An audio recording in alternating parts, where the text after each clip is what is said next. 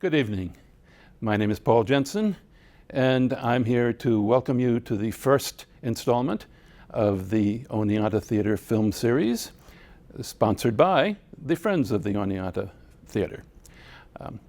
We have scheduled a film each Wednesday, a weekly film, and this particular group for the month of April has the subtitle, One of a Kind. So these are all films that were chosen because we feel they are indeed one of a kind, unlike other films. As our first film in this grouping, we selected Citizen Kane. Probably a familiar name, very likely a film you've seen, but maybe not.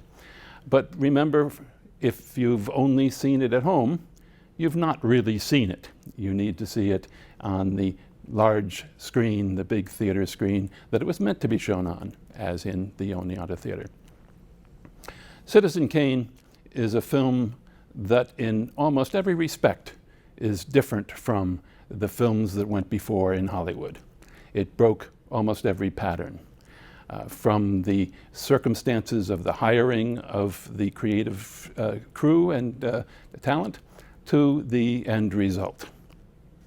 One of the reasons it is distinctive is because of its visual style. The look of this film is different than the standard Hollywood look. One reason for that is because Welles didn't know anything about making movies. He didn't know what you're not supposed to do. A cinematographer named Greg Toland, who had worked for many years in Hollywood and was highly respected in Hollywood, heard about this and contacted Welles and said, I'd like to film this for you. I'd like to shoot this movie for you. Why, says Welles? Because you don't know what you're doing. Because you don't know enough to not ask for something. I want you to challenge me. I want you to challenge the viewers. I want you to challenge the industry typical approaches. And so they got along extremely well together and created a visual style that was extremely distinctive. One that emphasizes what's called long takes, scenes that run for a long time without interruption, without editing, and made considerable use of depth of focus. Things in the foreground, things in the middle ground, things in the far ground, all at the same time.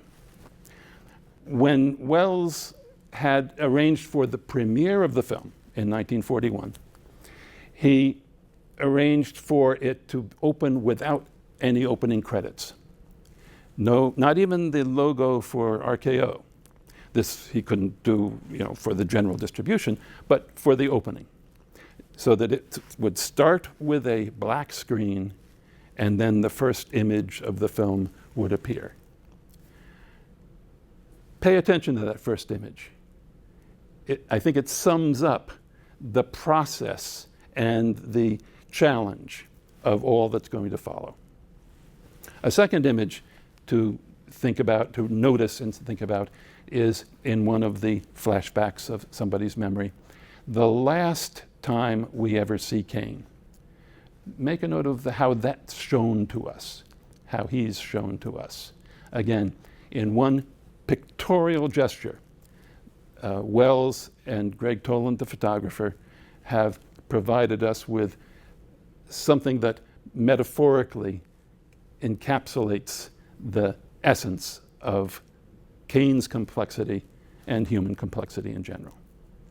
So I hope you find this film interesting. I hope you find it satisfying. I know you'll find it to be one of a kind.